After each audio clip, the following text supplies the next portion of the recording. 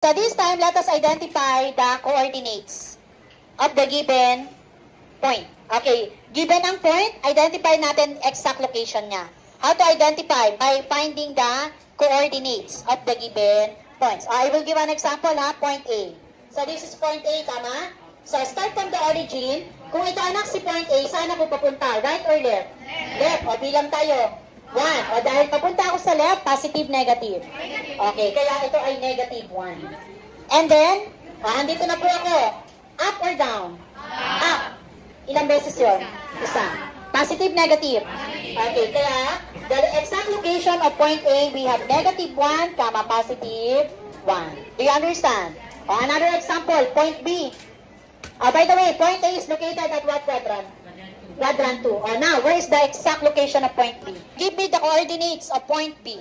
Anyone? Yes, anak? Negative 3, negative 2. Very good. So, from here, okay, ito si letter B, therefore, papunta ako sa left. 1, 2, 3. O, papunta sa left, negative. Tama? So, negative 3. And then, ito si B, nasa baba. So, downward ako.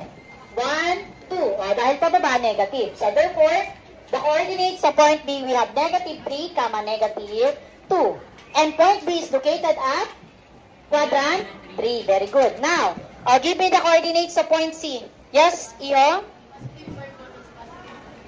Positive 5, very good. And point C is located at quadrant 1. Very good. Next, point D.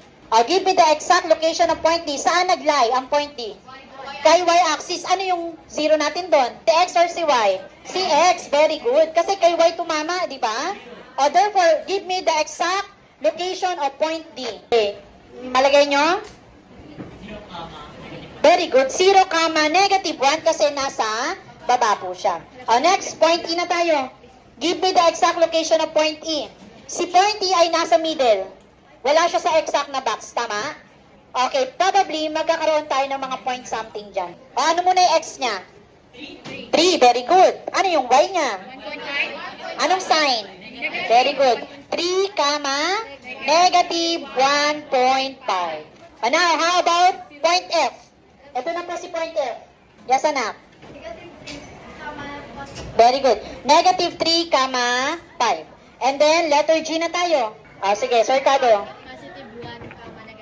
Positive 1, negative 4. And the last one, letter H. Give me the exact location of point H. Ito, anak si H. Saan nag-lie? Sa x-axis. Ano ang 0? Very good si Y. Diba? Give me the exact location of point H. Sige, tingnan natin, anak. So, here is the origin, tama, diba? Si H, asan si H? Right or left? Right. Bilang tayo. 1, 2, 3, 4, 5.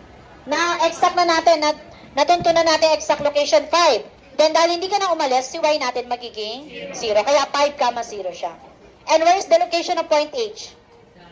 At the x-axis. Wala siya kay 1, wala siya kay 4. Do you understand? So, meaning, ang mga location, ilan ang choices natin dyan? 7. First, second, third, fourth, origin, x-axis, at y-axis.